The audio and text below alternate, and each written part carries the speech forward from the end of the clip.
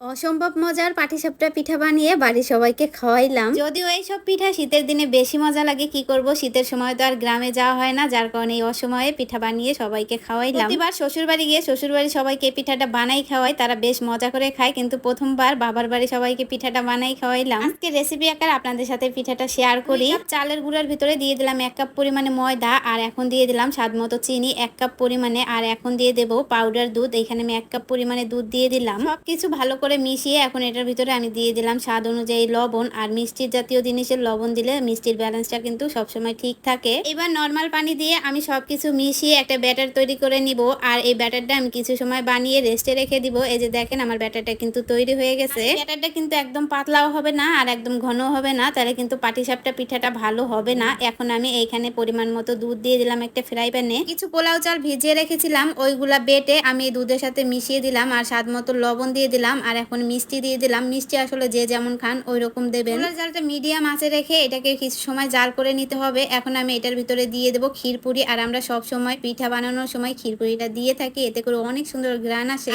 পিঠাটা খেতে কিন্তু অন্যরকম একটা মজা লাগে। ক্ষীরপুরি দিয়ে যারা এই পিঠাটা খান নাই অবশ্যই খেয়ে দেখবেন, এতে করে অসম্ভব মজা লাগে এই পাটিসাপটা পিঠাটা। ক্ষীরপুরি দেওয়ার পরে কিছু সময় নেড়ে চেড়ে ক্ষীরসাটা নামিয়ে নিতে হবে। এই পর্যায়ে এরকম নরম নরমই নামাতে হবে, কারণ ঠান্ডা হওয়ার পরে এটা অনেকটাই শক্ত হয়ে যাবে। এবার একটা তাওয়া টিস্যু দিয়ে খুব ভালো করে তেল আর পানি দিয়ে এটাকে মুছে নিতে হবে, আর এভাবে মুছে নিলে কিন্তু এই পাটিসাপটাটা খুব সুন্দর করে উঠে আসে, একটু লেগে থাকে না। পরিমাণে ব্যাটার নিয়ে এটাকে আমি ঘুরিয়ে দিলাম, ভিডিওতে যেমন দেখলেন ওইভাবে আমি ঘুরিয়ে দিলাম। এবার আমি ক্ষীরসা দিয়ে উল্টিয়ে নিব। এখন বলেন কে কোথা থেকে আমার এই ভিডিওটা দেখছেন?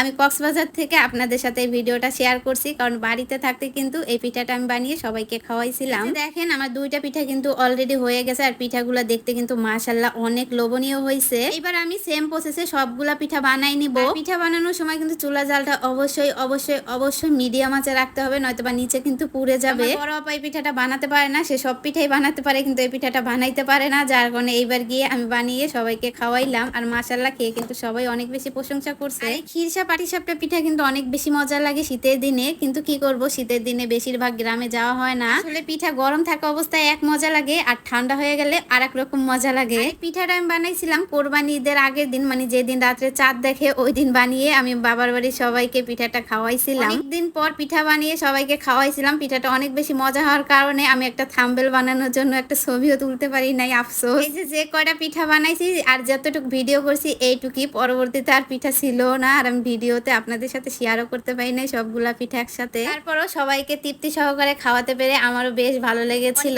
পর গ্রামের বাড়িতে গেলে দিনগুলা যেন কিভাবে তাড়াতাড়ি শেষ হয়ে যায়। যাই হোক, কেমন লেগেছে ভিডিওটা অবশ্যই কমেন্টে জানিয়ে দিন। দেখাবে নেক্সট ভিডিওতে। Thanks for watching. আল্লাহ হাফেজ।